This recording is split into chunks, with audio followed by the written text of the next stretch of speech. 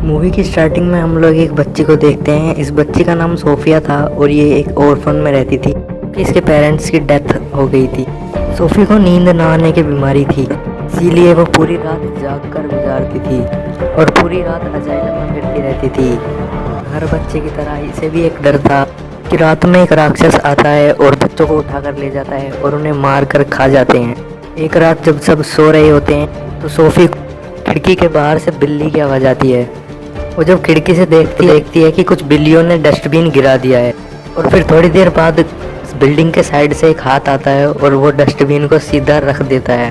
उसके बाद एक बहुत बड़ा जायंट बिल्डिंग के साइड से निकल कर आता है। सोफ़ी इस जायंट को देख लेती है और ये जायंट भी सोफ़ी को देख लेता है। उसे देखकर सोफ़ी डर जाती है और जल्दी से अपने बिस्तर पर चली जाती है, लेकिन वो जायंट विंडो से अंदर हाथ डालकर सोफ़ी को उठा लेता है और उसे अपने साथ ले जाता है। और हम देखते हैं कि वो जायंट किसी भी इंसान के सामने नहीं आता था। जब भी कोई इंसान उसके सामने आता था तो वो किसी न किसी तरीके से छुप जाता था और फिर सबकी नज़रों से बचते हुए वो वहाँ से निकल जाता है। और फिर वो सोफ़ी को भी लेकर एक अपनी दूसरी दुनिया में आ जाता है और ये दुनिया थी जायंट्स की दुनिया। मतलब यहाँ पर सारे जायंट्स ही रहते थे और ये अपने घर आ जाते हैं। सोफ़ी देखती है कि यहाँ की सारी चीज़ जायंट्स की तरह ही बड़ी हैं। सोफ़ी यहाँ से भागने की कोशिश करती है, जिस पर वो जायंट्स उससे कहता है कि यहाँ से भागने का कोई भी रास्ता नहीं है, इसीलिए तुम यहाँ से कहीं भी नहीं जा सकती। इसे सुनकर सोफ़ी डर जाती है। वो नोटिस करती है कि यह एक बूढ़ा जायंट है। वो बूढ़ा जायंट सोफ़ी को तवे पर गिरता है और कहता है कि मुझे बहुत भूख लगी। सोफ़ी समझती है कि वो मुझे खाएगा।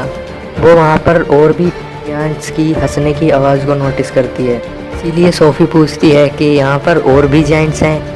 जायंट कहता है कि यहाँ पर और भी बहुत सारे जायंट हैं और वो इंसानों को कच्चा खा जाते हैं। ये सुनकर सोफ़ी और भी ज़्यादा डर जाती है। सोफ़ी पूछती है कि क्या आप भी मुझे खा जाएंगे। बूढ़ा जायंट कहता है कि मैं एक वेजिटेरियन जायंट हूँ और मैं इंसानों को नहीं खाता और मैं सिर्फ एक सब्जी खाता हूँ। और इससे यह बात जाहिर होती है कि वो एक अच्छा जायंट है।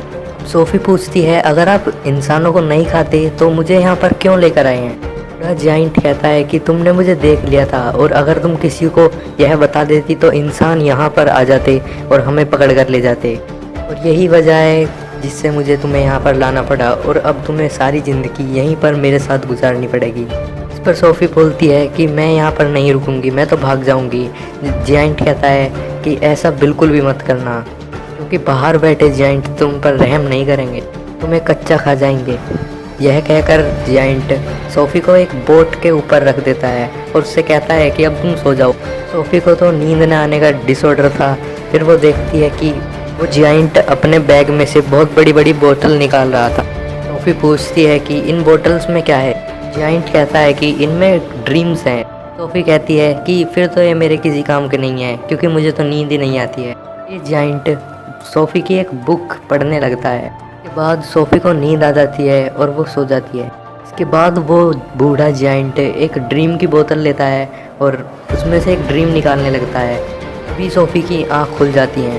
वो देखती है कि वो बूढ़ा जायंट अभी सो रहा है और वो मौके का फ़ायदा उठाकर वहाँ से भाग जाती है। लेकिन तभी उसे एक बहुत बड़ा जायंट पकड़ लेता है और ये जायंट उस जायंट से 10 गुना बड़ा था।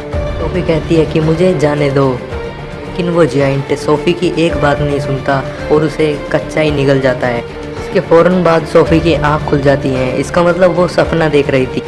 सोफ़ी उस बूढ़े जायंट से कहती है मुझे पता है ये सब आपने किया है ना, ना तो मुझे ड्रीम्स आते हैं और ना मुझे नींद आती है। वो बूढ़ा जायंट कहता है कि मुझे ऐसा जानबूझ कर करना पड़ा क्योंकि तुम्हें पता चल सके कि बाहर तुम्हारे लिए कितना खतरा है। वो बूढ़ा जायंट सोफ़ी को बताता है कि यहाँ पर जितने भी जायंट्स हैं वो मुझसे 10 गुना बड़े हैं। तो ये दोनों बात कर ही रहे होते हैं, तभी एक बहुत बड़ा जायंट वहाँ पर आ जाता है। वो जायंट आते ही पूछता है कि तुम बताओ तुम किससे बात कर रहे थे। बूढ़ा जायंट कहता है कि मैं तो किसी से बात नहीं कर रहा था। सोफ़ी भी कहीं पर छुप जाती है। जायंट के हाथ में चोट लगी थी, इसलिए ये बूढ़े जायंट के पास पट्टी करवाने आया था। और उस जायंट को इंसान की महक आने लगती है और वो इधर उधर देखने लगता है। सोफ़ी उस बूढ़े जायंट की सब्जी में घुस जाती है और जब वो जायंट उस सब्जी को सूंघता है तो वो कहता है कि इस सब्जी में से मुझे इंसान की महक आ रही है और आज मैं इस सब्जी को खाऊंगा। और तभी वो बूढ़ा जायंट कहता है कि रुको, तुम ऐसे कैसे भूल सकते हो कि तुम तो एक मांसाहारी जायंट हो और तुम इस सब्जी को नहीं खा सकते। तभी वो बड़ा जायंट कहता है कि हाँ, मैं ऐसे कैसे भूल गया कि मैं तो सब्जी खाता ही नहीं हूँ। इसके बाद वो जायंट उस सब्जी को फेंक देता है और सोफ़ी की जान बच जाती है और वो बड़ा जायंट वहाँ से चला जाता है। इसके बाद उस बूढ़े जायंट को कहीं जाना था, इसलिए सोफ़ी पूछती है कि आप कहाँ पर जा रहे हो। वो बूढ़ा जायंट उसे कुछ भी नहीं बताता, पर सोफ़ी के फोर्स करने पर वो उसे बता देता है कि मैं ड्रीम्स पकड़ने जा रहा हूँ। पर सोफ़ी कहती है कि मुझे भी वहाँ पर ले चलो, लेकिन वो जायंट उसे मना कर देता है और बताता है कि जो बाहर बड़े जायंट हैं, अगर उन्होंने तुम्हें देख लिया तो वो तुम्हें खा जाएंगे। पर सोफ़ी उसे अपने साथ ले जाने के लिए बहुत फोर्स करती है। तभी ये बूढ़ा जायंट मान जाता है। जब वो बाहर आते हैं तो देखते हैं कि सारे जायंट गहरी नींद में सो रहे हैं। जब ये इन जायंट्स के बीच से जा रहे थे तभी इन सारे जायंट्स की आंख खुल जाती हैं और ये इस बूढ़े जायंट को तंग करने लगते हैं कि ये बोने, तुम कहाँ जा रहे हो। वो बूढ़ा जायंट कहता है कि मैं तो बस अपने काम पर जा रहा हूँ। फिर बड़ा जायंट कहता है कि हम नहीं चाहते कि तुम इंसानों की दुनिया में जाओ और इंसानों को इस दुनिया का पता चल जाए। तभी वो बूढ़ा जायंट ऊपर की तरफ इशारा करता है और कहता है कि बारिश आने वाली है और वो सब देखते हैं कि बारिश आने लगती है। तभी वो सब जायंट्स इधर उधर भागने लगते हैं और पानी से बचने लगते हैं और मौके का फ़ायदा उठाकर वो बूढ़ा जायंट और सोफ़ी वहाँ से भाग जाते हैं। वो लोग माउंटेन्स पर चढ़ने लगते हैं और चलते चलते वो बादलों से भी ऊपर आ जाते हैं। सोफ़ी कहती है कि यहाँ से देखने में ये स्टार्स बहुत ही प्यारे लगते हैं। बूढ़ा जायंट कहता है कि मैं तो इनका म्यूज़िक भी सुन सकता हूँ और इवन मैं तो दुनिया के सारे इंसेक्ट्स वगैरह की सबकी आवाज़ सुन सकता हूँ। मेरे कान इतने तेज़ हैं कि मैं दुनिया के हर आवाज़ को सुन सकता हूँ। इस पर सोफ़ी कहती है कि मुझे तो यकीन नहीं आ रहा। इसके बाद ये लोग एक लेक के पास पहुँच जाते हैं जिसके अंदर एक बहुत चमकीला पेड़ था। ये पेड़ देखने में भी बहुत बड़ा था। इसके बाद ये बूढ़ा जायंट इस लेक में कूद जाता है और उसके बाद सोफ़ी भी कूद जाती है। इसके बाद ये दोनों लेक के दूसरे किनारे पर पहुँच जाते हैं और ये होती है ड्रीम्स की दुनिया। और बूढ़ा जायंट इन्हीं ड्रीम्स को पकड़ कर ले जाता है और फिर ये दोनों बहुत सारे ड्रीम्स पकड़ लेते हैं। इन ड्रीम्स में अच्छे और बुरे दोनों ड्रीम्स थे और इसके बाद ये दोनों अच्छे दोस्त की तरह यहाँ से चले जाते हैं। फिर बूढ़ा जायंट अपनी दुख भरी कहानी भी सुनाता है कि बाकी के बड़े जायंट इसे बोना करके चिढ़ाते हैं, लेकिन फिर वो एक बात सोचकर खुश हो जाता है कि मुझे भी एक दोस्त मिला था जो मुझे बिग फ्रेंडली जायंट कहता था। फिर सोफ़ी कहती है कि मैं भी आज से आपको बिग फ्रेंडली जायंट ही कहूँगी। ड्रीम्स पकड़ने के बाद ये दोनों शहर में घूमते फिरते हैं और बच्चे सो रहे होते हैं। वो उन्हें नींद में अच्छे अच्छे सपने देते हैं ताकि वो खुश रह सकें। और यहाँ पर हम यह जान पाते हैं कि BFG एक बहुत ही अच्छे दिल का जायंट है। ड्रीम्स की दुनिया से ड्रीम्स लाकर इंसानों को ड्रीम्स देता है। सोफ़ी पूछती है कि क्या आपको ड्रीम्स के बारे में आपके पेरेंट्स ने बताया था, जिस पर वो जायंट कहता है कि जायंट के पेरेंट्स नहीं होते। इसके बाद सोफ़ी उस जायंट की उम्र पूछती है कि आपकी एज क्या है, जिस पर वो जायंट कहता है कि जितनी उम्र इस दुनिया की है उतनी ही मेरी है, यानी जब से दुनिया बनी है ये जायंट जभी से है, लेकिन ये इस दुनिया में इंसानों से छुप कर रहते हैं। इसके बाद ये यहाँ से जाने लगते हैं। इसके बाद सोफ़ी पूछती है कि मेरा ब्लैंकेट कहाँ है। असल में सोफ़ी का ब्लैंकेट जायंट्स की दुनिया में रह गया था और इसी बात से BFG परेशान हो जाता है और सोफ़ी से कहता है मैं अब तुम्हें उस जायंट्स की दुनिया में नहीं ले जा सकता, क्योंकि उन जायंट्स को अब पता लग गया होगा कि मेरे साथ एक इंसान रहता है। यहाँ पर BFG अपनी एक कहानी बताता है कि मुझे भी एक तुम्हारी तरह एक बच्चा मिला था जो कि तुम्हारी तरह इनोसेंट, क्योंकि उसने मुझे देख लिया था, इसीलिए मैं भी उसे अपनी जायंट्स की दुनिया में ले गया था और उसी बच्चे ने मुझे पढ़ना सिखाया। और ये जो तुम अब जैकेट पहन रही हो ये भी उसी मेरे दोस्त की है।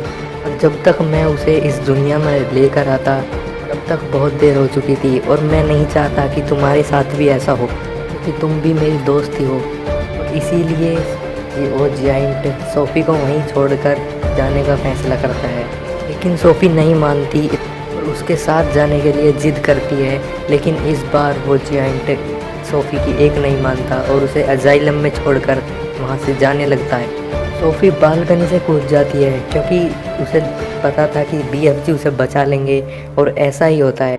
बीएफजी उसे बचा लेते हैं और ना चाहते हुए भी उसकी बात माननी पड़ती है और उसे फिर अपनी दुनिया में ले जाते हैं, जहाँ पर बाकी सारे जायंट्स पहले से ही वेट कर रहे होते हैं, क्योंकि उन्हें पता चल चुका था कि बूढ़े जायंट के पास एक इंसान है और अब वो पता लगाना चाहते थे कि वो इंसान कौन है और कहाँ है। इसीलिए वो ब्लैंकेट की मदद से सारे घर में छानबीन करने लगते हैं और सारे सामान को तोड़ फोड़ कर देते हैं। लेकिन बीएफजी उस ब्लैंकेट को जला देते हैं, वहाँ से सारे जायंट्स को जाने के लिए कहते हैं। और इधर सोफ़ी वहाँ दीवार पर लगी एक पिक्चर को देखती है। वो पिक्चर प्रिंसेस की थी और उस पिक्चर को देखकर सोफ़ी को एक आइडिया आता है और वो बीएफजी से कहती है कि आप एक प्रिंसेस के लिए ड्रीम बनाइए और उस ड्रीम में आप ये दिखाना कि इस दुनिया में जायंट्स की एक दुनिया बन जाती है। वो सारे जायंट्स इतने खतरनाक है कि बच्चों को मार कर खा जाते हैं, और इसी ड्रीम में हम दोनों को भी शामिल कर लेना, ताकि जब हम प्रिंसेस के सामने जाएं तो हमें वो पहचान लें। ये सुनकर बीएफजी ऐसा ही करता है और वो सारे जायंट्स की दुनिया में रहने वाले सारे जायंट्स का एक सपना बनाता है, और वो इस ड्रीम में सोफ़ी को और ख़ुद को भी डाल देता है और उसके साथ साथ कुछ शहर के मिसिंग बच्चों को भी उसमें डाल देता है। फिर वो इस ड्रीम को लेकर प्रिंसेस के घर के पास चले जाते हैं और इस ड्रीम को प्रिंसेस के नींद में डाल देते हैं, और प्रिंसेस वो सब देख लेती है जो ये प्रिंसेस को दिखाना चाहते थे।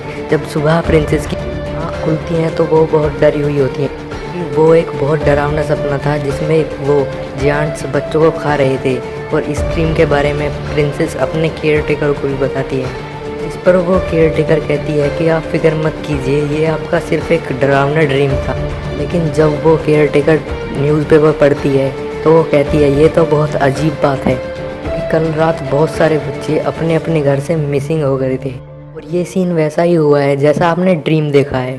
तभी प्रिंसेस कहती है कि पर्दे हटाओ, और पर्दे हटाते ही वहाँ पर सोफ़ी खड़ी हुई थी। असल में ये सब चीज़ उन्होंने ड्रीम में डाल दिया था और उसमें बीएफजी को भी डाल दिया था, और वो बीएफजी के बारे में बताती है और साथ साथ वो प्रिंसेस से प्रॉमिस भी लेती है कि आप बीएफजी को नुकसान नहीं पहुंचाएंगे।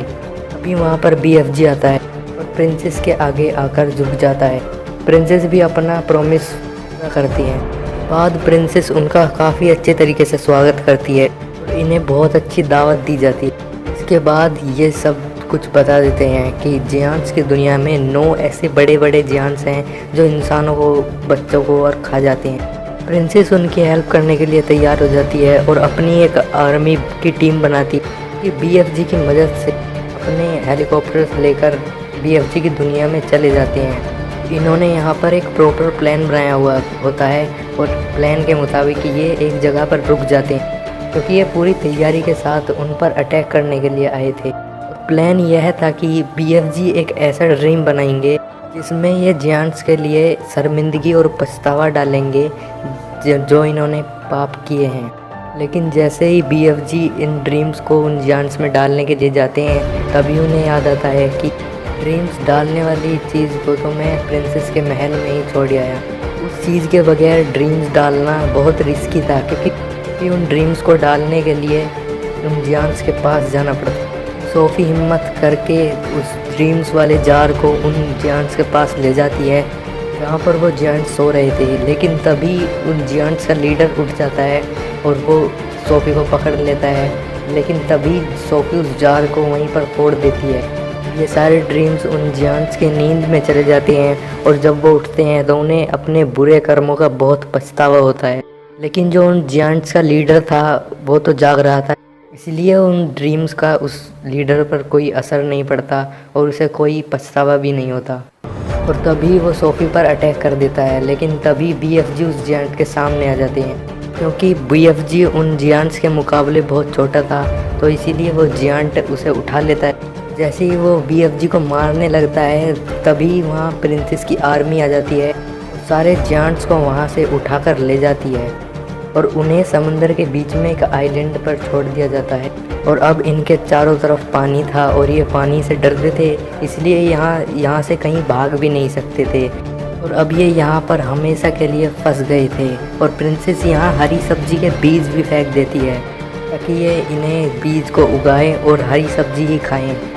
अब इन्हें यह हरी सब्जी खानी पसंद नहीं थी, पर ना चाहते हुए भी इन्हें अब वो सब्जी उगानी पड़ेगी और खानी पड़ेगी। इसके बाद हम सोफ़ी को देखते हैं, जो ओरफन में रहती है, प्रिंसेस के महल में रहती है।